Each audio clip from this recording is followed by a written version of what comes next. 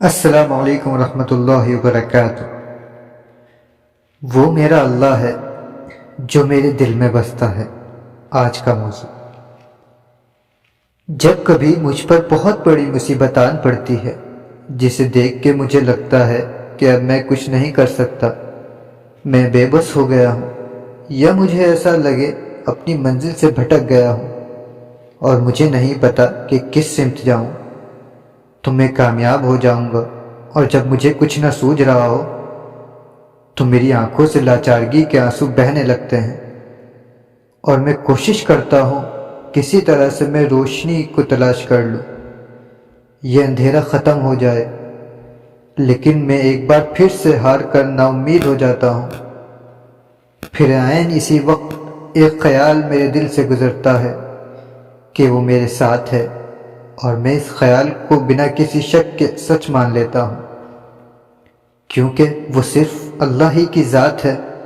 جو مجھے اچھے سے جانتی ہے، اور اللہ ہی جانتا ہے میرے دل و دماغ میں کیا ہے، میرے خوف کی وجہ کیا ہے۔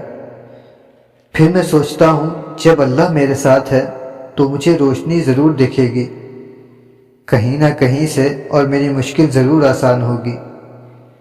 یہ تو صرف میری آزمائش ہے، اللہ میرا امتحان لے رہا ہے کہ میں مشکل میں اسے یاد کرتا ہوں اور اس سے مدد مانگتا ہوں یا نہیں۔ پھر میرے دل کو بہت سکون ملتا ہے۔ خدا گواہ ہے، وہ تو میرے چاروں سمت موجود ہے، اور میرا یہی یقین مجھے میرے اللہ سے قریب کر دیتا ہے، اور میرا دل محبت سے لبریز ہو جاتا ہے کہ میرا اللہ تو ہر وقت میرے پاس ہے۔ میں آپ سب سے بھی یہی کہوں گا، آپ بھی صرف اللہ پر یقین رکھیں، اور آپ پر جب بھی کبھی کوئی مصیبت آئے تو یہ ذہن میں رکھیں یہ آزمائش ختم ہو جائے گی، بس کچھ چیزیں واضح ہونے کو تھی اور اچھا وقت آنے کو ہے، تو بس اپنا دل کھولیں، اس میں محبت بھرتے جائیں اور اللہ سے اپنا رشتہ مضبوط کریں۔ اور میں یہ بات پورے یقین سے کہتا ہوں، ایسا کرنے کے بعد آپ خود کو پرسکون محسوس کریں گے، کیونکہ اس وقت میں پرسکون ہوں۔